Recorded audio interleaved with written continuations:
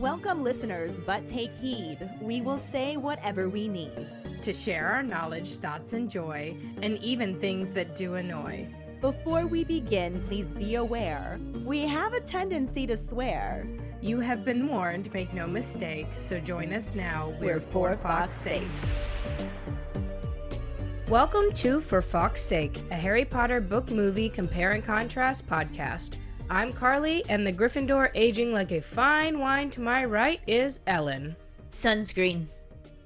And a lot of expensive skincare and makeup products. I'm trying to be like a phoenix. Speaking of phoenixes, let's fly into the Phoenix flashback. Last week we covered the second half of Chapter 9, the Half-Blood Prince, and the corresponding film scenes. The trio spends time speculating what Dumble is going to teach Harry in private lessons. They have a lot of free periods and breaks that Harry and Ron decide are for goofing off. We are introduced to Slughorn's teaching in both book and movie. We see a wide variety of different potions and get a glimpse of a lucky potion that everyone wants. Harry is successful in snagging it with the help of the elusive Half-Blood Prince. During episode 211, and spit, our Potter Pondering was, what do you think the third thing Hermione could smell from Amortentia was? G'day guys, Jackson here with my Potter Pondering. What was Hermione's third smell in the Amortentia? I'm going to say Ron's hair. I don't know. Harry smelt that flowery scent and we were later to see that's Ginny's perfume. I'm going to say that maybe Ron uses a nice shampoo or something and, Hermione could smell his hair. Hi, this is Jessica calling in my Potter Pondering about what Hermione would have smelled in the Amortentia potion. I really do believe that she would have smelled Ron's hair. I think it's like the smell of his shampoo. I think it's just as simple as that. And then obviously she gets all embarrassed about it and it's cute.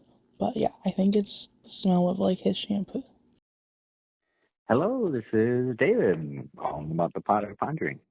I just wanted to say that at some point in time, and one of the times you guys were mentioning Harry smelling something flowery from the burrow, and then Ginny comes up and he recognizes it, or subconsciously, somebody in agreement went, as in, yes, I agree, but it reminded me of Umbridge's, ahem. And so it made me laugh because I didn't know that noise could be made, but in a cute, adoring way instead of bitch. So anyway, back to the pondering. I think that what Hermione smelled was the scented parchment that Victor Crumb used to write letters on. He was into scented parchments. Yeah, anyway, that's what I think it was, and she was embarrassed by that. So, okay, toodaloo. Hey everyone, it's Max here. I think Hermione is clearly smelling catnip as her third thing from the Amortentia. It's the reason she got a cat in the first place, so that she had a cover-up for her terrible drug habit. Oh well. Thank you so much for your responses. Our trivia question last week was from the book. Whose memory do Harry and Dumbledore visit first? They visit Bob Ogden's memory when he serves a summons to Morphin Gaunt. Unless you're watching the movie, where they haven't even gotten into a memory and there's no such thing as Bob or the Gaunts. Congratulations goes to Callista Whitewolf. Yay! This makes it 8 weeks in a row. I know Mike and Megan are getting nervous. She is catching up and catching up quick. Do you think she can keep it going? You never know. For now, let's dive into the first half of Chapter 10, the House of Gaunt. And a film scene that sort of fits in with this chapter, but leaves out all the details. And I do mean all of them. All of them. Chapter 10, The House of Gaunt, Part 1. For the rest of the week, Harry follows the Half-Blood Prince's instructions wherever they deviate from Libacious Barrage's directions. And by the fourth day, Slughorn is raving about his abilities, saying he rarely teaches someone so talented. Ron and Hermione aren't happy about this. Harry offers to share the book with them, but Ron has too much trouble deciphering the handwriting.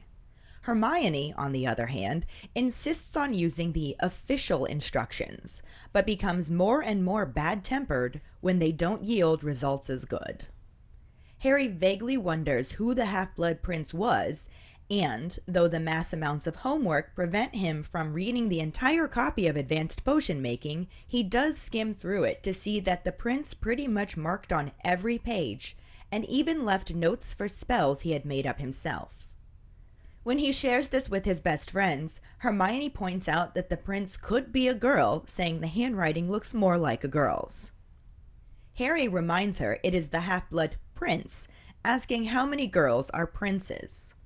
Hermione scowls and shifts her essay on the principles of rematerialization away from Ron so he can't read it upside down.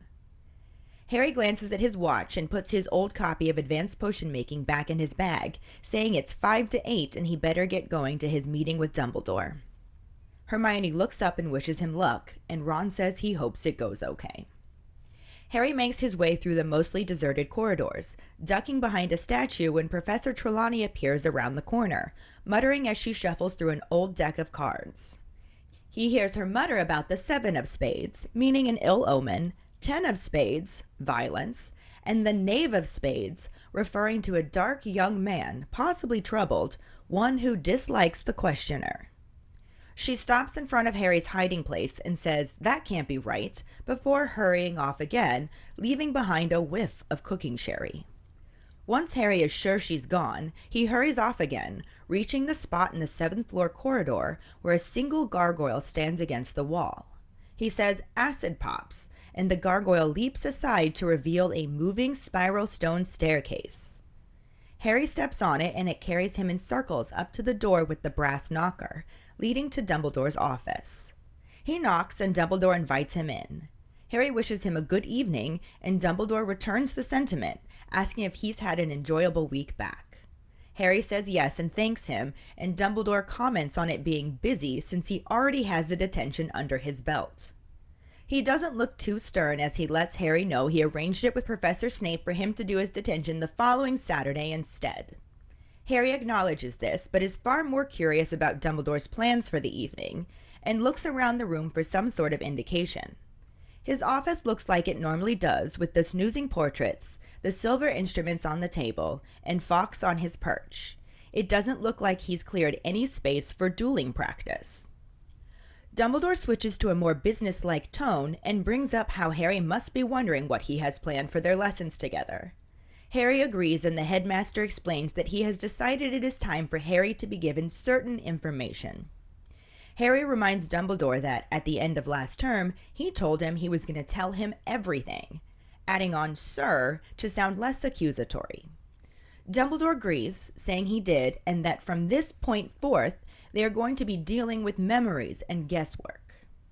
Harry asks if he thinks he's right, and Dumbledore says he does, but also points out that he makes mistakes like the next man, saying that since he's cleverer than most, his mistakes tend to be correspondingly huger. Harry asks if what he has to tell him has anything to do with the prophecy to help him survive, and Dumbledore casually responds that it has a great deal to do with the prophecy and he certainly hopes it will help him survive. He gets to his feet and walks around the desk, bending over the cabinet beside the door. When he stands back up, he's holding the familiar shallow stone basin, etched with odd markings around its rim. As Dumbledore places the pensieve on the desk, he points out that Harry looks worried. As Harry's previous experiences with the pensieve were uncomfortable, he is feeling apprehensive about it. But Dumbledore smiles and tells him that he will be entering the pensieve with him, and with permission. Harry asks where they are going, and Dumbledore pulls a crystal bottle full of a swirly silver-white substance from his pocket, and says they are going for a trip down Bob Ogden's memory lane. Harry wants to know who Bob Ogden is, and Dumbledore informs him that he was employed by the Department of Magical Law Enforcement, who died some time ago, but not before he tracked him down and persuaded him to confide these recollections to him. Due to his injured hand, he struggles to remove the cork from the bottle, and Harry offers to help. Dumbledore tells him it is no matter and uses his wand to send the cork flying out. Harry again tries to ask him how he injured his hand, and Dumbledore again insists that it's not yet the time for that story. He tips the silvery contents into the pensive, and as it begins to swirl and shimmer, he gestures to the bowl and says, "After you."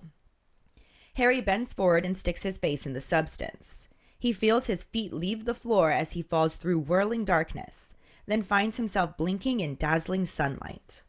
Before his eyes can adjust, Dumbledore is beside him on a country lane, bordered by high, tangled hedgerows. About 10 feet in front of them is a short, plump man in extremely thick glasses, reading a wooden signpost. Harry is sure this is Ogden, as he is the only person in sight and is wearing the strange assortment of clothes often donned by inexperienced wizards trying to dress as muggles. Before Harry can notice anything else, Ogden takes off down the lane and he and Dumbledore follow after. As they pass the wooden sign, Harry reads Great Hangleton, 5 miles, pointing in the direction they came from, and Little Hangleton, 1 mile, pointing in the direction Ogden went. They continue walking until these lanes begin to steeply slope down a hillside, and they can see the village of Little Hangleton, nestled between 2 hills. Across the valley on the opposite hillside is a handsome manor house. As Ogden breaks into a reluctant trot down the hill, Dumbledore lengthens his stride and Harry hurries to keep up. He figures they are heading to Little Hangleton and wonders why they approached from such a distance, but soon realizes they are not going to the village but instead take a narrow dirt track that leads down another hill into a patch of dark trees. When they reach the opening at the copse, they come to a halt a little behind Ogden, who had stopped and drawn his wand.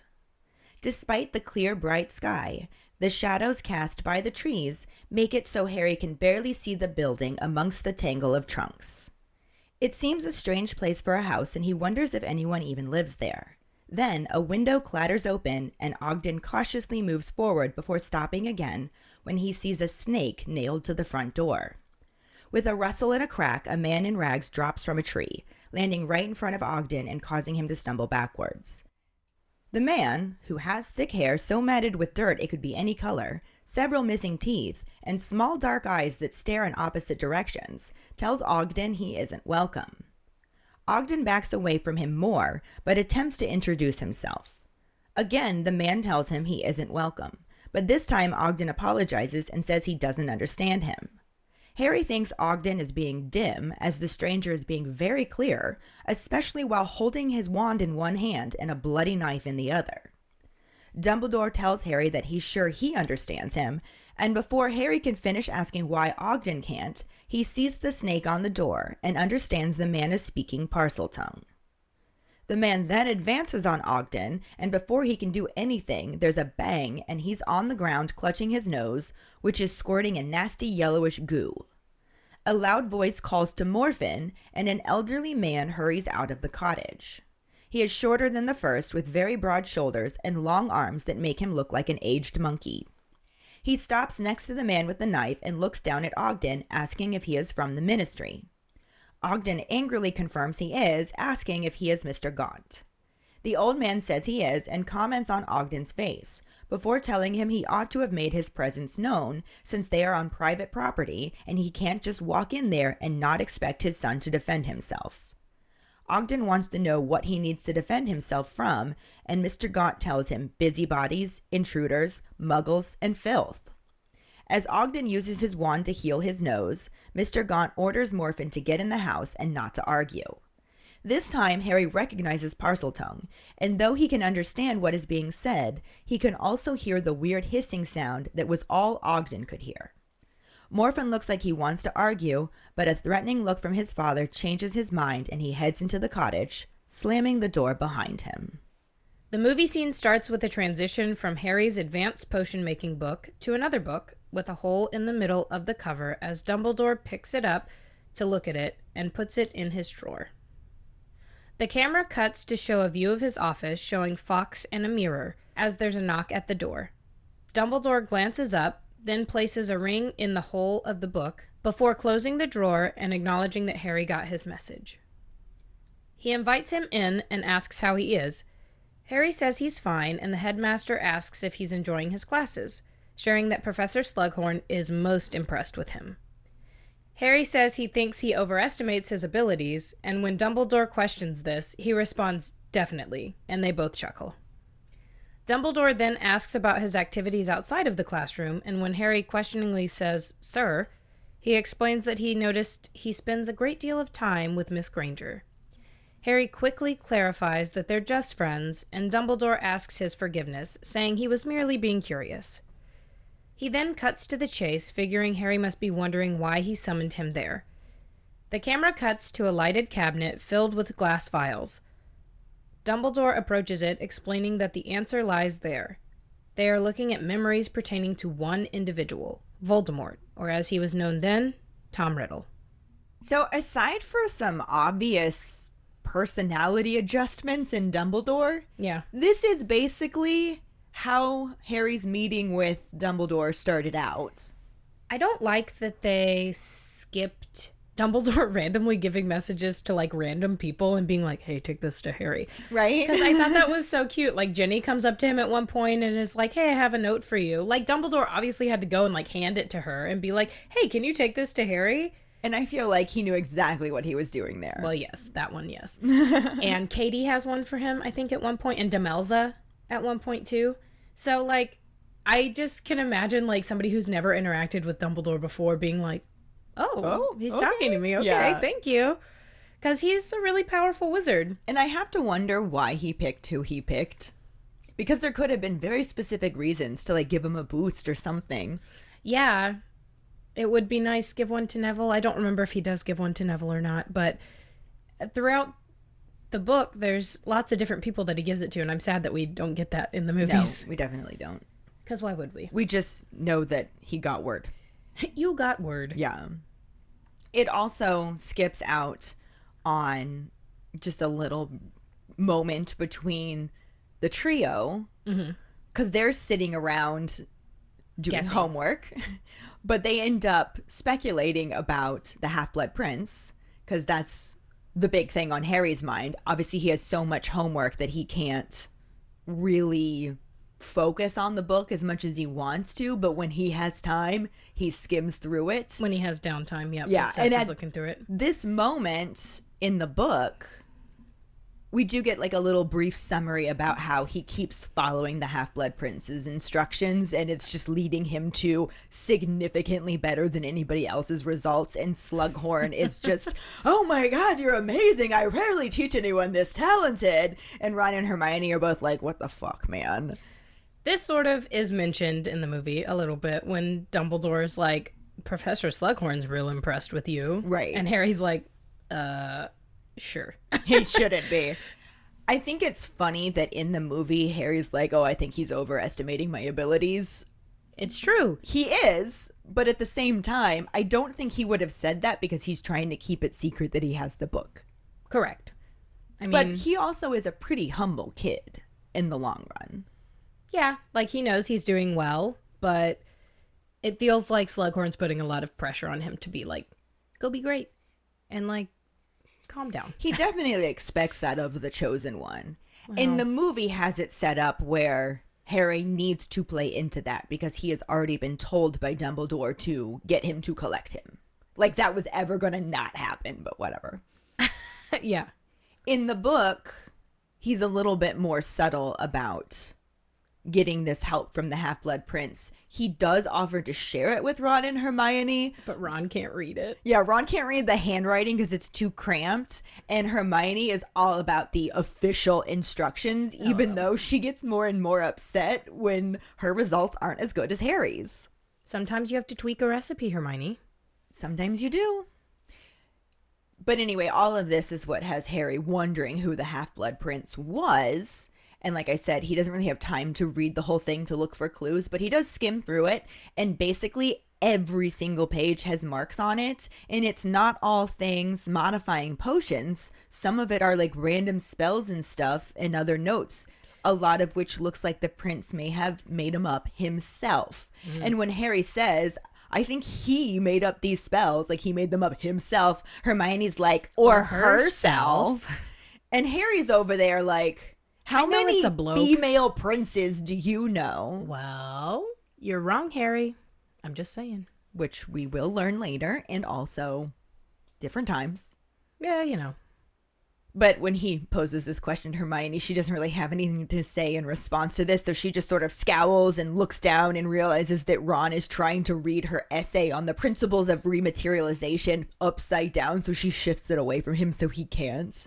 And then at this point, Harry looks at his watch and is just like, oh, man, I better get going. And he puts his copy of Advanced Potion Making in his bag because it's 5 to 8 and he's supposed to meet with Dumbledore at 8. After playing Hogwarts Legacy, how can you get to the headmaster's office so quickly? Everything takes forever to get to. Like 5 minutes now. I'm going to need like 15 to get there.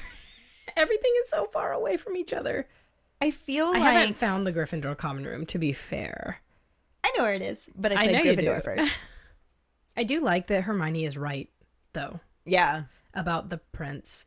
But on the plus side, when Hermione realizes that Harry's about to go to his meeting, she kind of softens a little and wishes him luck. Drops the tude. Right. Ron says he hopes it goes all right. And Harry somehow gets from the Gryffindor common room to the headmaster's office in 5 minutes. Have you found the headmaster's office? Oh, yeah. I Oh. beat the game. You have beat the game, Yeah. but I didn't know if you get to go to the Oh, headmaster's I office or 100%ed it. And you do. not. Okay, well, that's good to know. Yeah. He makes it there in 5 minutes, even having to hide from Professor Trelawney for a while because she's just like, for some reason, out of her tower. I think she went She's to go going see to the- Dumbledore herself. Oh, I thought she was going to the room of requirement to hide shit. Because she smells like cooking sherry. Yeah, but they imply that she has had several visits with him, trying to persuade him to give her the post full time and get rid of Firenze. So she could have been coming from there, I mean, she which still is is why he full-time. passed her I feel like in the halls. it would be nice to have extra help. Yeah, She doesn't see it that way. Maybe she's a little closed-minded. I mean, it's entirely possible. She does say... Her inner eye is so open it shut off her mind. She does say something about the centaur or something like that. And I'm like, what Doesn't she call him like a mule or something? Like, Yeah, she does call him She like calls an him offensive something. name. Yeah. And I'm like, so are we not cool? yeah, we'll talk about get that when there. we get to that specific moment. This is just, she's just turned in the corner, shuffling through a deck of cards, muttering to herself, and Harry's just like, oh fuck, and just ducks behind a statue.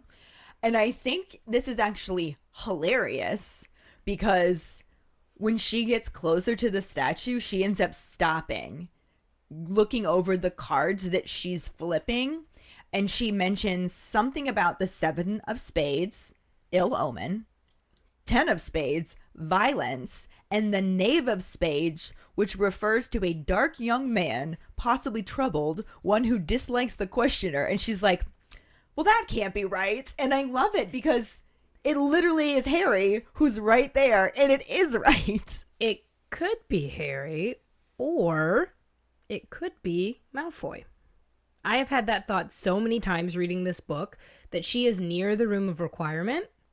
The possibly troubled is the Oh. only one that I have, like, that's the only thing that kind of tilts me towards. Because at this point, Harry's not really troubled. At least not really. But that's why I Well- think Malfoy. But Malfoy is definitely troubled, Yeah. So, whereas Harry is possibly troubled. okay, well. But I always thought that maybe it was I referring like to that, him. though. That's interesting. I never considered that Or both before. of them. Yeah. It was just funny to me that she's standing right I know, next and to him she's and has like, no "Absolutely idea. not." That can't be right. No. And then she hurries off again, and all Harry can smell is the cooking sherry that you mentioned. So yeah, she could have been on her way to hide, but she wasn't clanking that time. I'm so sad that she has to drink cooking sherry. Maybe she likes it. Oh, Lord. I don't know. Get you some whiskey, ma'am. Right?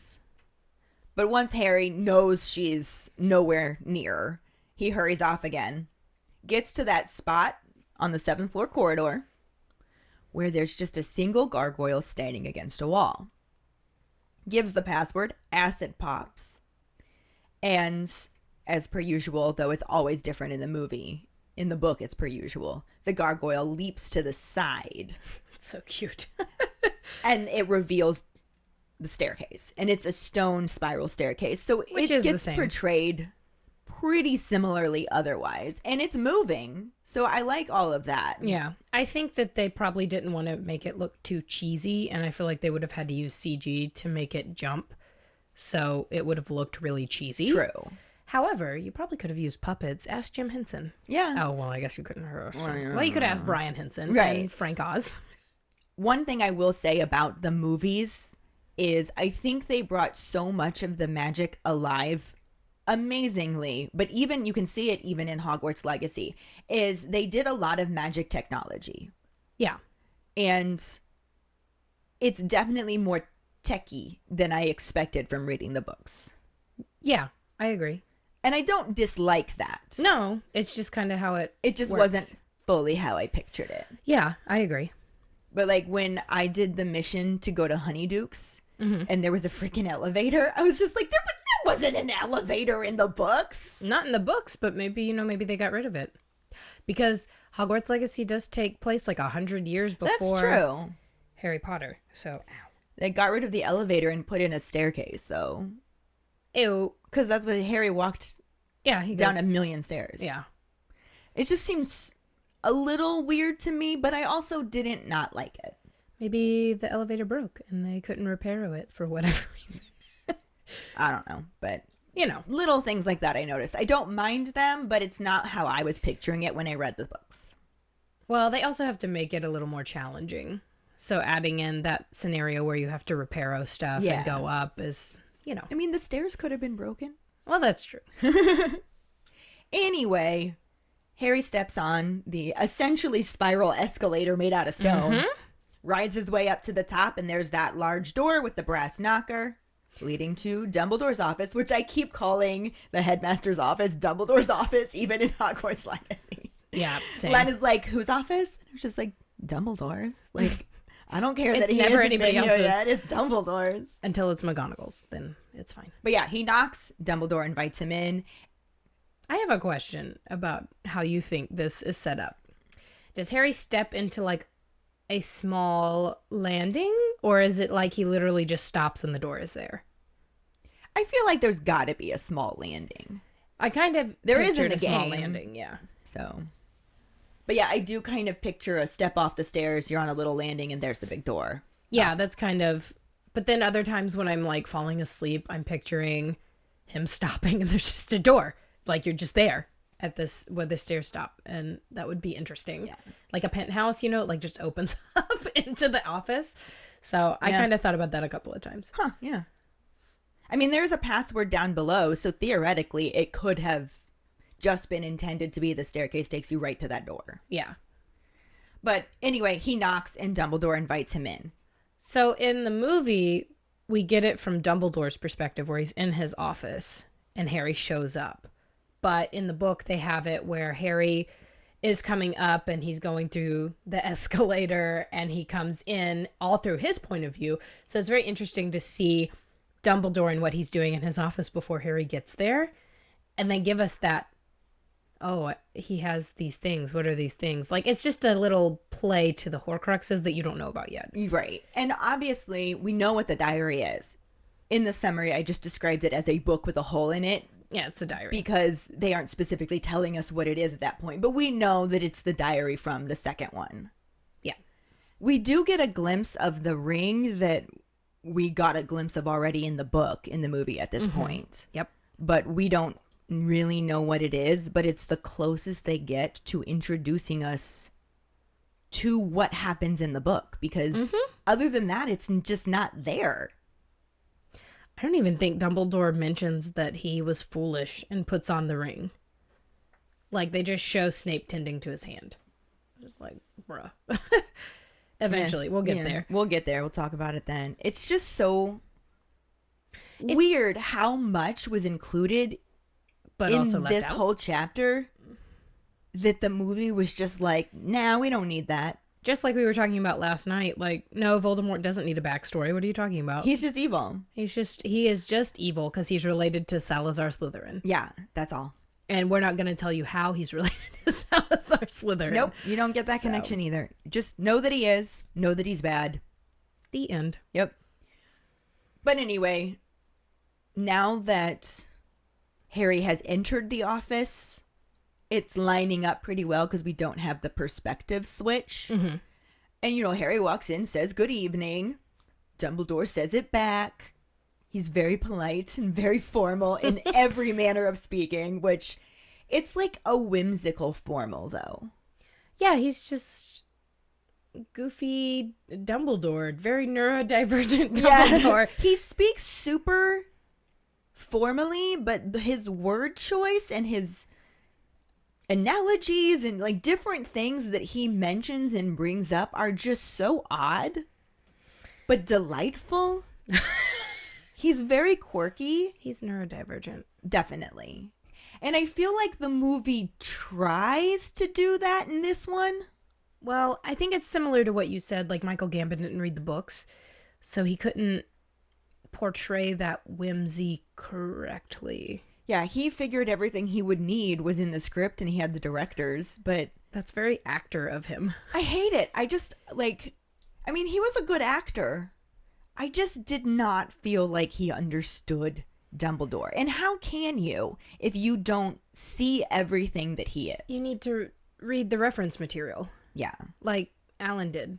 So, Shit, he did more than read the reference material. I mean, yeah, he spoke to the creator and he got the inside scoop and he really understood who Snape actually was. and that's a big deal to be an actor instead of just following your script. Acting is listening, from what I've learned from being on stage and being backstage. Acting is listening and responding correctly, not just It's not just spewing reciting your your lines. We actually talked about this in a previous episode and I ended up editing it out because the episode was getting really long and we had just gone off the rails. But it's the same concept and it really fits in here because he was just saying his lines. Yeah, he was. And I don't think he understood who he was being. A whimsical old man with neurodivergency. Very brilliant.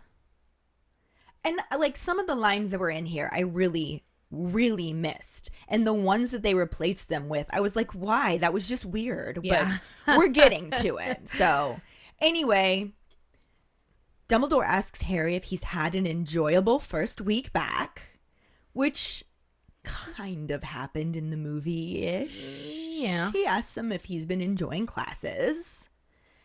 Harry says yes, thank you, because he feels the need to be very formal around Dumbledore as well because of the way he speaks to him. And he's very good about yes, thank you, yes, sir.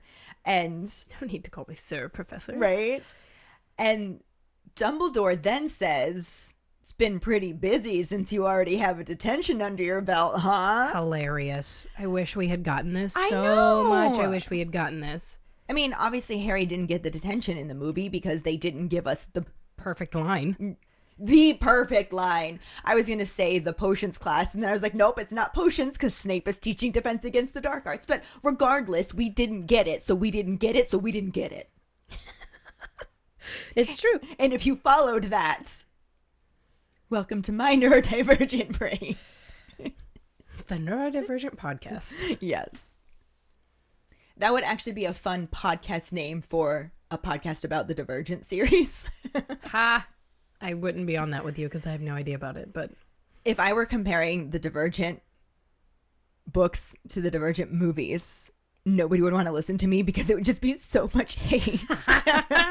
But anyway, back to Harry Potter, the one at hand. Harry's like a little bit like, but Dumbledore doesn't look stern. So he's just like, I like He that. loves that, And then he lets him know that he already set it all up with Professor Snape, that he'll do his detention the following Saturday instead. So Harry's just like, right, okay.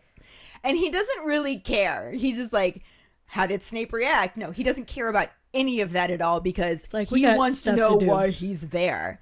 And he kind of looks around the office to see if there's any clues. No. But it's set up like it always is, with the silver instruments all over the tables, and you got Fawkes there perched on his thing. And it seems like it's a pretty cluttered office. Like Dumbledore says himself that he has too much stuff. he's neurodivergent. Absolutely. But it's pretty clear that he hasn't cleared out any space for dueling practice or anything like that. So Harry is none the like, wiser what are we to doing? what he's going to be doing. Gonna be reading some books, my sir? Right. To his knowledge, that's all he thinks.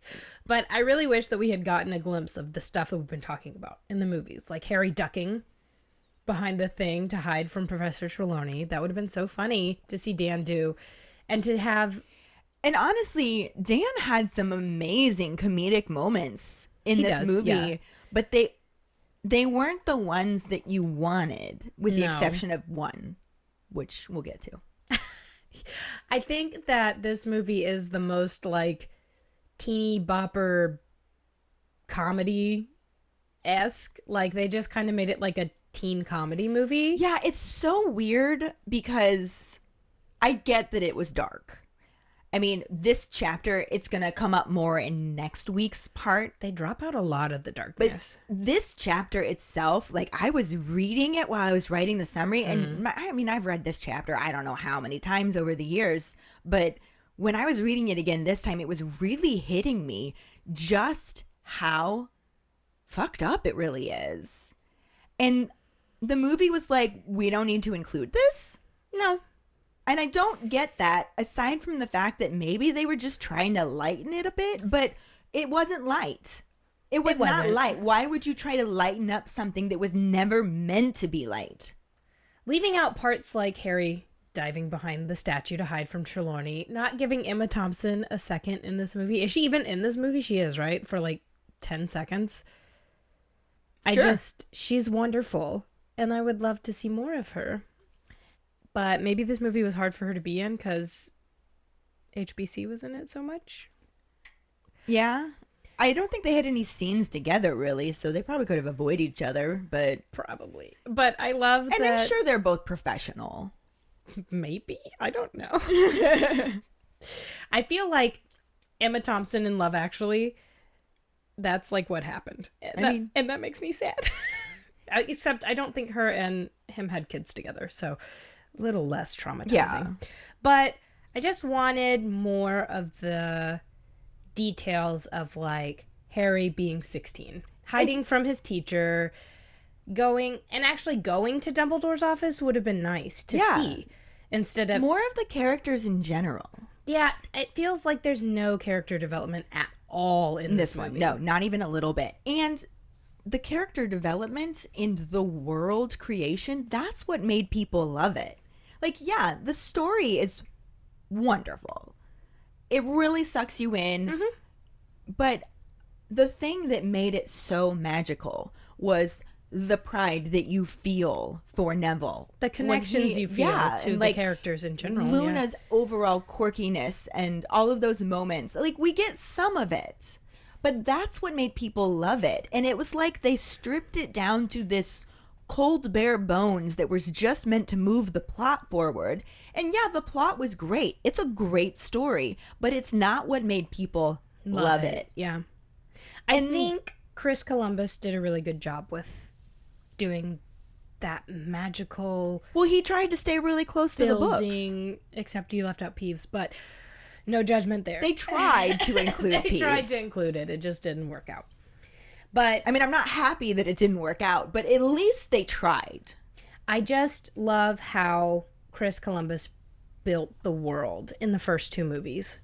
Because he did set the tone for the rest of the movies to move forward. And I think that Alfonso Cuarón was the one who really gave it the visual aspect of Harry Potter. Yeah. It was like the two combined really created the feeling of Harry Potter.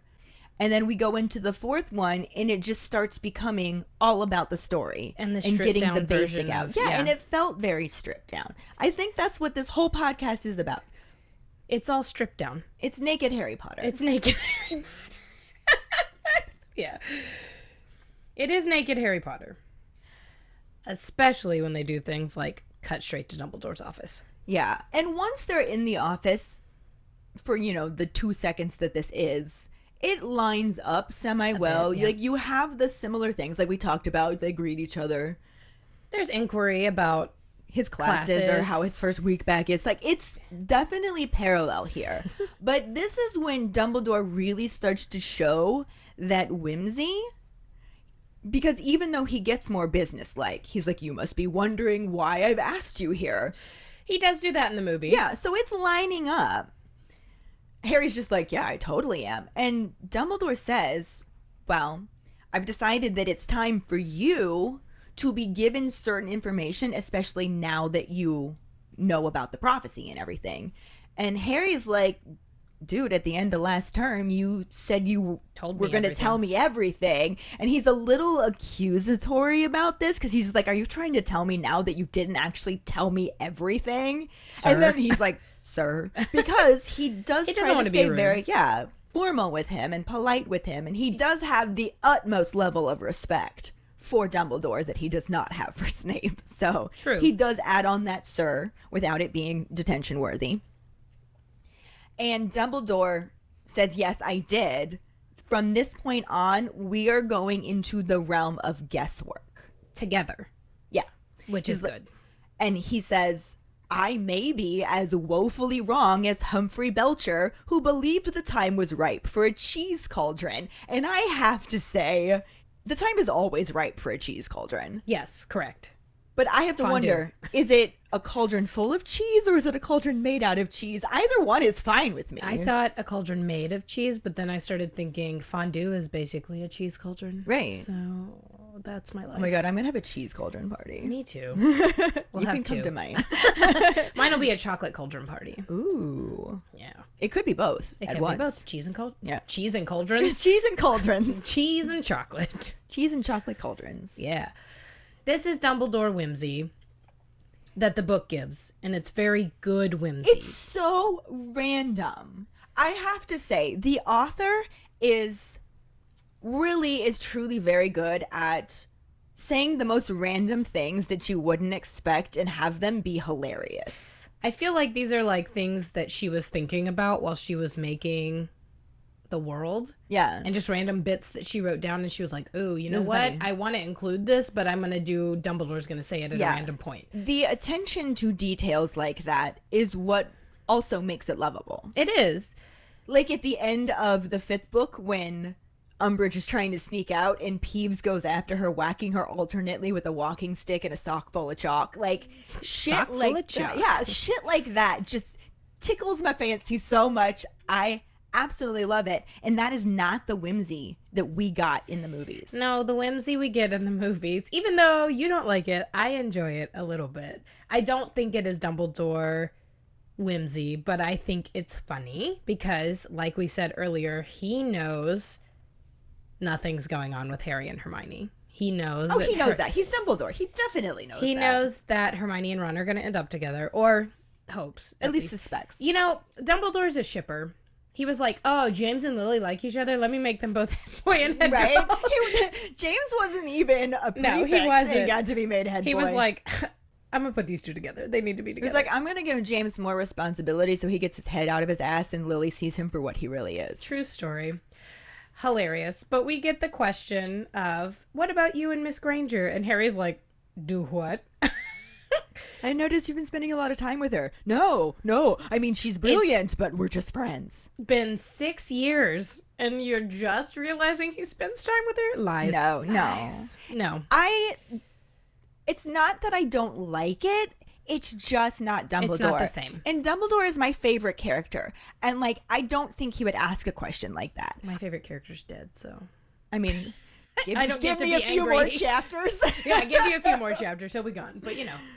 But, like, it was just so not what I would expect from Dumbledore when we had this amazing line about the cheese cauldron. I'm like, why? Why would you do that to my favorite character? I don't know why. I don't know why. Why? He's why? a meddling shipper teacher. Absolutely he is. I believe that 100%. But he could still be that and say things like Humphrey Belcher, who believed the time was ripe for a cheese cauldron. Yeah. Because, you know, he was could. like, who likes each other? Who can I put them together with? How do I make what this is happen? happening? Yeah. How do I Absolutely. get Hannah Abbott and Neville together at the same time? But yeah, I thought that scene was awkward. It was a little weird to have your teacher ask you about your love life. I don't ask my students about their love lives. If my middle schoolers want to tell me about it, then I will be supportive. I have actually literally found out that one of my favorite middle schoolers was dating another boy who is a disaster. Just like attitude Can I out give the you some wazoo. advice? Attitude out the wazoo. Doesn't do his work. he is absolutely a cute kid. And all of the girls had crushes on him. But when she told me that they broke up, I'm like, good, you can do better. And then I was just like, shouldn't can I have say said that? that. I shouldn't have said that. I should not have said that. But I'm not the one who brought it up. No. She did. And I don't think that Dumbledore would have done this.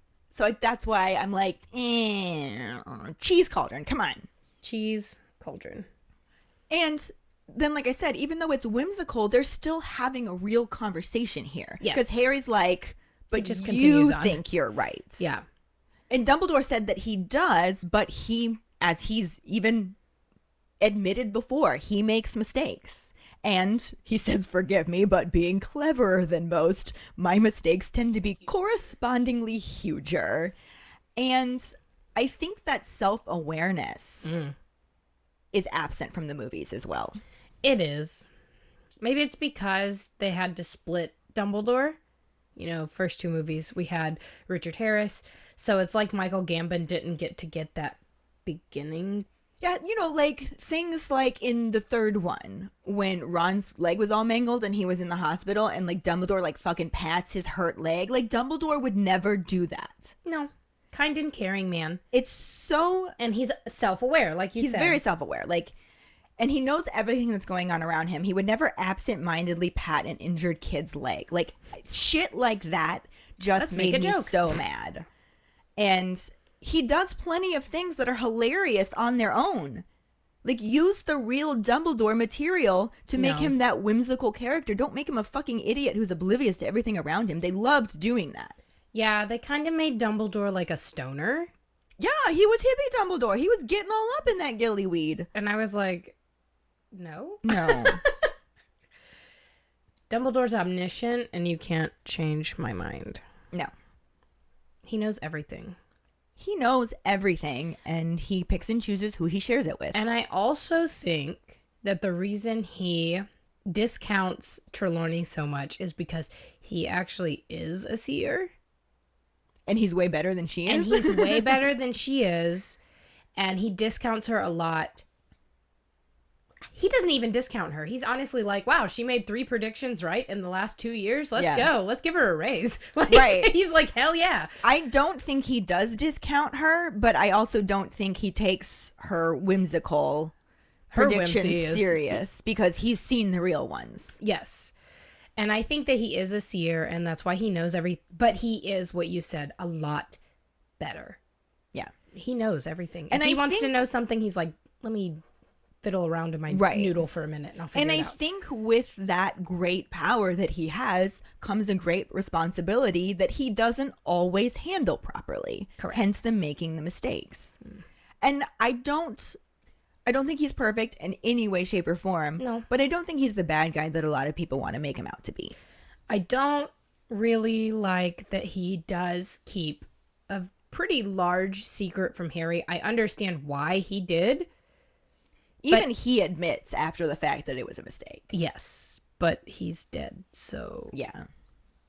yeah. But you know, But anyway. continuing. Yeah. It's just, we could do a full episode on Dumbledore. We really could. We probably should. will at some point.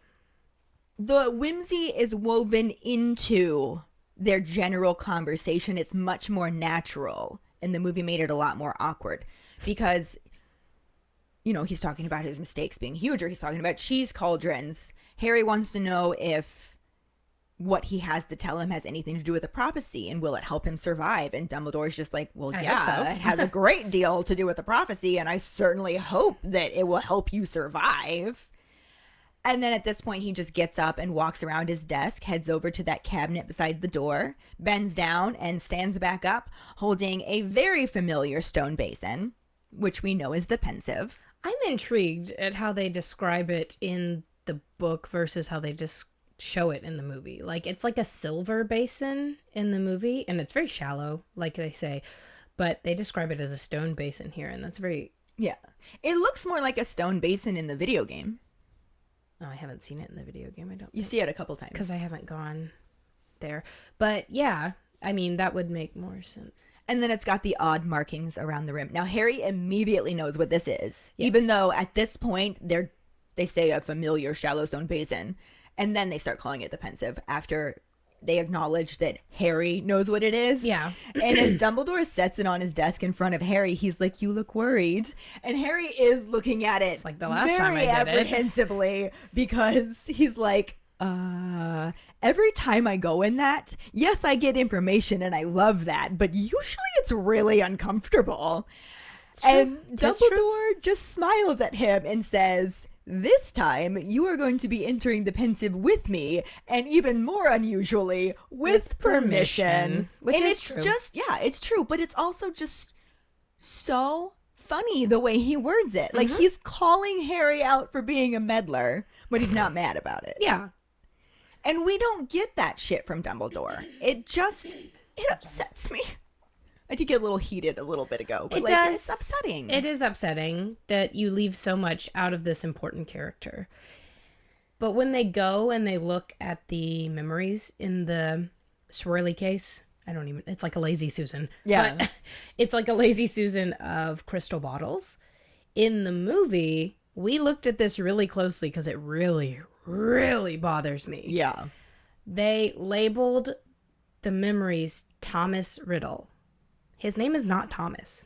His dad's gravestone says Tom. Yep. So he is just Tom. He is not Thomas Riddle. He is Genuinely. Tom Marvolo Riddle. If he was Thomas Riddle, Voldemort wouldn't make sense. no, but Dumbledore would also call him Thomas. True. It is true. 100%. And when we were watching the movie, I was like, pause that. That says Yeah. Thomas. I was really irritated. I was like, no, that's not right. These crystal bottles, one, are not labeled. No. From what it says, which Dumbledore, how does your neurodivergent brain keep up with that? Right. But he doesn't even have a fancy cabinet for him. He literally pulls the memory that he's going to show him out of his pocket. Yeah, he probably has them in the back labeled. Yeah. And he's like, I'm ready. Here we go. I know what I need today. But I like this because he is very whimsical about it. He's like, we're going to take a trip down Bob Ogden's memory lane. Which was our trivia question. Which was our trivia question. And it's so, I don't know, like the way he says it, like down his memory lane. That's just like, I don't know. Yeah, It just and sounds the better. movie does not give us that at all. He's just like, these are Voldemort's memory, but, These are back then pertaining he to was Voldemort. Tom Yeah. Riddle. Yeah. I'm just so fired up. I can't even think clearly right now. But But no, he doesn't. Like, he spells it out for him, and then we barely get to see. do we only get anything. We only get one memory. Yeah. And the one memory that we get is, which we'll get there, but Yeah. It's not this it's not one. this memory. It's not this memory. I would have loved to see Bob Ogden because he sounds so cute to me. I just imagine like the chubby realtor from The Princess and the Frog. And then he's like wearing a striped bathing suit with, he has like a frock coat on over it. Yeah, frock coat and spats. Yeah. And I love it. I would have loved to see Bob Ogden and, spats are so cute. He would have been so fancy. This also reminds me of the banker in A Series of Unfortunate Events. I could see that. Mr. Poe. Yes. Why? I've said this before. It's just so disappointing when we don't get the moments of the wizards trying and failing to dress like muggles. I know. I was watching Chamber of Secrets last night, and Ron and Harry, when they're in Hagrid's cabin, are just dressed in muggle clothes. I know. And I'm like, but y'all look cute. Like, it's not a difficult thing. And The kids are better at it, usually. They are, It's but the I mean- adults. But even Lucius Malfoy comes in with his old man ponytail. And his brony tail. his brony tail. It's just, I would have loved to see stuff like that. Like Mr. Weasley, he would have been so cute dressed as a muggle because he would have just been I'm so still cute. never going to get over not seeing Archie in his ladies' We nightgown. will see Archie in the show. We better see Archie in Give a show. me If Archie. I don't hear I like a healthy breeze around my privates, I will write a very sternly worded letter. HBO, listen to our podcast. Know what you need to put in the show. Right? Everything. Oh, it's Netflix. Just know that Is it's it Netflix or HBO? No, it's Max. HBO. Okay. Yeah. Because Warner Brothers owns Max. Got it. Yeah. Noted. No, just know that it's everything, guys. It's Please. everything. And specifically keep in Bob Ogden's memory because Yeah, this is an no, important this memory. is so important. We don't get a ton into it at this point because we're just getting up into introducing everything, but we do get to start it. And because of his injured hand, which barely gets acknowledged in the movie, like barely gets acknowledged. It's there, It's a sight to see. but it's not playing into the story the way that it does in the book. No. Because in this moment, he's trying to remove the cork from the bottle and is really struggling because of the hand. Harry even offers like, to "I'll do help it." him. Yeah. And Dumbledore's just like, no, never mind. Pulls out his wand and just uses the wand. Why Why didn't he we didn't use do that that in the first? first place, I don't know. But it's probably easy to forget that your hand's not working properly. Things Well, that yeah. you do all the time you don't think about. But also, like, maybe hold it in your injured hand and use the... But... Whatever. You do you. You have a wand. all It's right. fine. He gets it out in the end, dumps it into Ha, the that's pensive. what she said. Yep. And it starts to do the brain jizz swirl and shimmer, and he gestures to the bowl and says to Harry, "After you." Strange. And why? Like, why don't we get those moments? That's all I want. I just really want quirky Dumbledore. It's not all I want. I want everything. But this is something that I desperately want. And then naturally, Harry bends forward, sticks his face right in it because he knows exactly what's going to happen. I feel like this would be very unnerving to just feel your feet leave the floor and then all of a sudden you're in a country lane. And it's got to all be happening in your head. I don't like... You're not really being transported somewhere, Have you right? seen Yes. the comic of them laying in and Snape comes in and he's like, I'll come back later. It's just Dumbledore and Harry laying their faces in. Yeah. It's hilarious. We'll have to share it. I'll see if I can find it. But yeah, like that sensation to like not actually be leaving the office.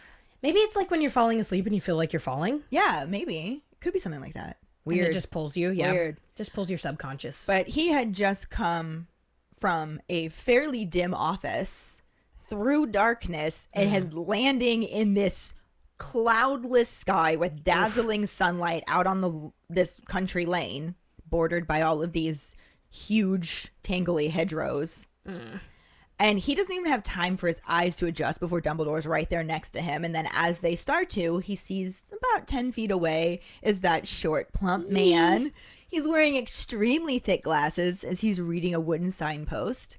And Harry is positive that this is Bob Ogden because there's nobody else in sight. And he's wearing that strange assortment of clothes. You know, they talk about the glasses. All I imagine is the guy from Aristocats, the lawyer, when he puts on his glasses and he takes his pen and goes, wee, wee, wee, wee, Yep. wee, wee. Yeah, that's all I see. It's the thick glasses. It's cute.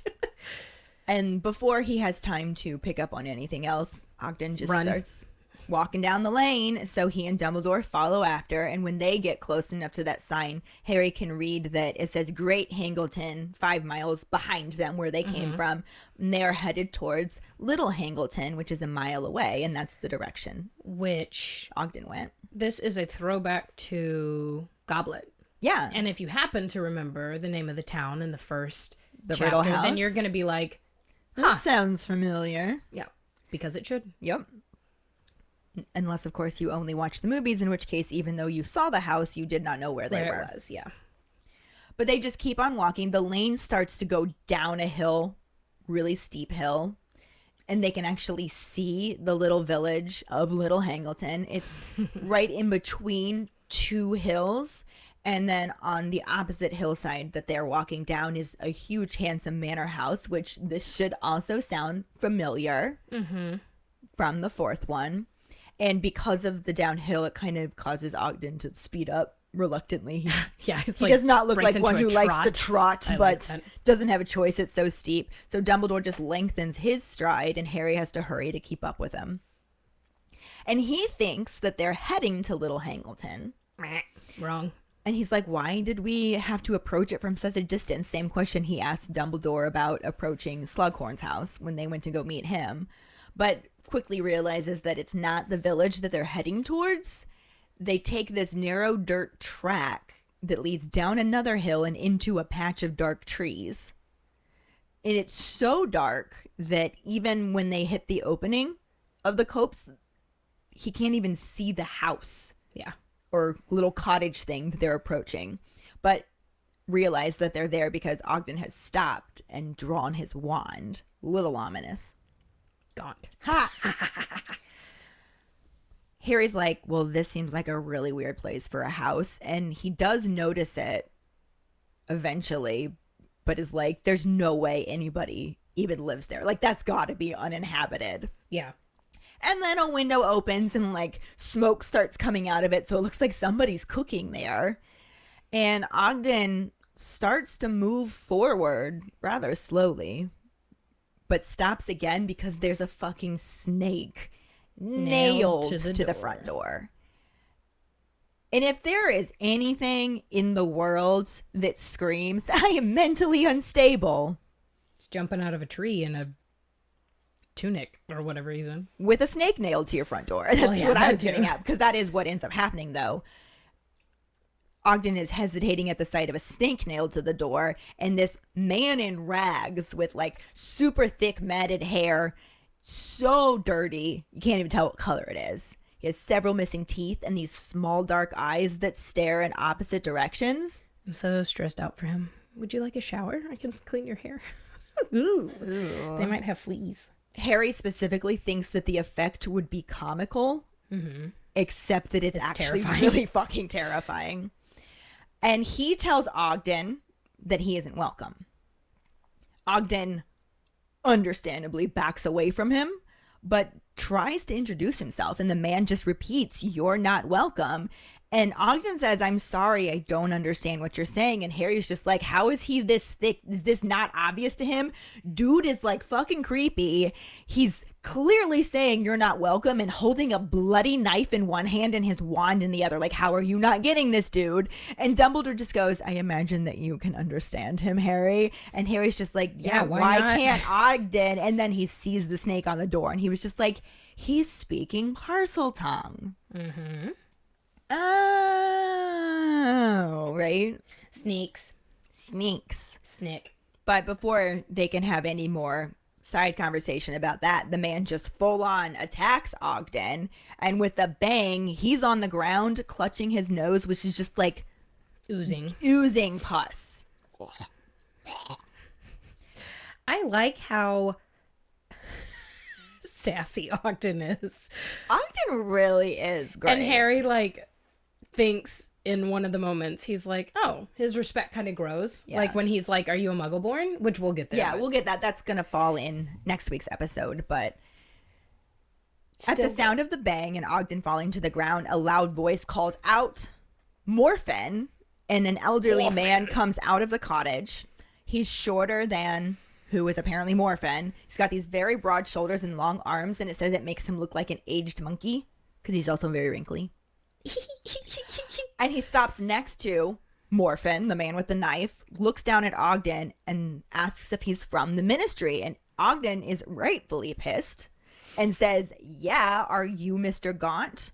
And the old man says that he is. So now we have at least some of his name, Mr. Gaunt, and we know that he was talking to Morphin. Gaunt comments on Ogden's face and says that you should have made your presence known because you're on private property and you can't just walk in here and expect my son to not defend himself. And Ogden's like, defend himself from what, man? Gaunt says, busybodies, intruders, muggles, and filth. So he seems classy. Ogden uses his wand, heals his nose, and Gaunt tells his son to get in the house and not to argue because he starts to try to. And it's at this point that Harry both hears the words that he's saying in English, but also recognizes the hissing undertone of parcel tongue that he realizes is the only thing Ogden can hear. And how weird would that be? To just hear people hissing at each other. Well, Ogden seems pretty smart, so I feel like he's like, okay. I'm sure he knows what's going on, but that doesn't make it any less weird. No, I mean, I was thinking more along the lines of it's like when people speak their native tongue around you and you know they're talking about you. Right. But yeah, Morphin does actually go inside, slams the door behind him, and that's where I decided to cut off the book chapter. So we have a lot to talk about the second Next half week, because there are no movie scenes to go along with it. So the Gaunts are really interesting to me, which I know next week we get a little more into. A lot more. Like they ran out of money, blah, blah, blah. This reminds me of the Kennedys and how, like, the Grey Gardens girls were, like, poor and, like, out of money and just, like, because all of their money had been spent. Yeah. And that's kind of how it is. That's kind of how it is with the royal family, too. There are some people whose money has, like, their inheritance has been spent and now they don't have any money. Yeah. And they feel like they still have this title. But that's it. They inbreed, right? That's what Oh, definitely. Dumbledore says. Years of inbreeding have left them. We'll talk about a that. mess. That specifically gets mentioned at the It end does, of the chapter. it So we'll does. hit that next week. But it's intriguing because this is something that has happened through the ages. People have literally just their name to live on. Yeah. And that's where they are. And it's not even a good name, as you'll see next week, which we'll talk about. It's just so strange how they felt the need to cut this all. And we haven't even gotten to the meat of it. No, we haven't. This is a lot to cut out, though. I mean, you don't even know, like, the full crux of it, but they cut out, like, a whole bunch of stuff. Yeah. And they cut out a lot of whimsy. So much whimsy. So much Dumbledore whimsy. Which is what I want our Potter Pondering to be about. Mm-hmm. I think we have talked about the changes to Dumbledore before. Yep. And his personality and how it's different. But in this specific moment, when Dumbledore and Harry are preparing for their first private lesson together, I want to know what your thoughts are on movie Dumbledore versus book Dumbledore. I think we've done it before, but I like specifically hearing it for this one because this one is a big deal. Yeah. It's all a big deal to me, but yeah. Okay. But find the post on our Facebook page and share your thoughts, or call us at 216-526-6792 and leave your response as a voicemail. Make sure you start off telling us your name and then go into your answer. Don't forget, you can also stitch your response on TikTok. We really look forward to reading, hearing, and seeing them. So we just really wanted an opportunity to talk about Gary Oldman a little bit more because he's favorite wonderful. character. It's Carly's favorite character, Sirius. Lee. Seriously, Carly's favorite character. She found an article that talked about how Gary Oldman says Batman and Harry Potter saved him. Both professionally and personally. So he specifically says that he was going through a divorce. He had his boys. And that in itself was very hard because there was just a shift. And then he turned down a lot of work because he couldn't go overseas to work because he had his boys. But then Harry Potter and the Prisoner of Azkaban started casting. And so he got cast as Sirius. And we also know I love The Dark Knight. It's like one of my favorites. So after he got cast as Sirius, he got cast in The Dark Knight As Jim Gordon. and everybody loves a Jim Gordon. I do anyways. Yeah. I love Jim Gordon. Absolutely. And I specifically love Jim Gordon when he plays him. Yeah. Well, I just love Gary Oldman in general. The man is a fucking chameleon. He got some good stuff happening back to back, and he said it just helped him. We'll share this article so that you can read it, but we just really wanted to take a moment to talk about Gary Oldman and how so many of our keepers that shared Sorting Hat stories, which you are still more than welcome to share if you have not yet or Yes, want please. to share it again, but so many of our keepers have mentioned the different ways that Harry Potter saved them. So it's really cool to see that side of an actor who was part of it to talk about how it saved him. Yeah, makes it that much better that he was in it. It's very serious-like. Yeah. Because literally Harry Potter saved Sirius too. Yeah. Aw. And now I'm happy sad.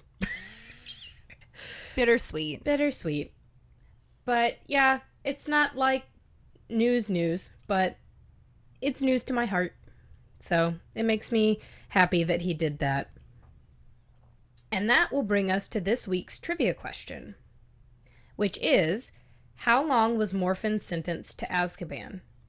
The first one who responds with the correct answer and the code word #MuggleHaterMorphin will get a sticker. Another way to get a sticker is to rate and review us through iTunes. If you don't have an Apple account, then you can write us a recommendation on our Facebook page. Make sure to email us at foxsakepod@gmail.com to let us know you did, and we'll get back to you to figure out which sticker you want and where to send it. Don't forget to find us and follow us on Facebook, Instagram, Threads, and TikTok at Fawkes Pod. Following us on Podbean at Fawkes Pod will get you the episode as early as possible and give you a leg up in answering the trivia question. You can also go to our website at forfawkesakepodcast.com to check out our For Fawkes Sake and Harry Potter related merchandise for sale. Don't forget to subscribe to our YouTube channel, where we post our weekly podcast episodes, cooking show episodes, vlogs, bloopers, and other random videos. If you would like to become a patron, you can find us on Patreon at Fawkes Pod. Patronage starts at $2 and will get you some awesome perks like For Fawkes Sake swag, access to our Discord channel, chats, and more. Check out our page for details. Any support you can give is greatly appreciated. And join us next week when we talk about the second half of Chapter 10, the House of Gaunt, and the absolutely no corresponding film scenes or anything even remotely close. It'd be like that. Thanks for listening. Hope you hear us again. I'm Karlee. I'm Ellen, and we are For Fawkes Sake.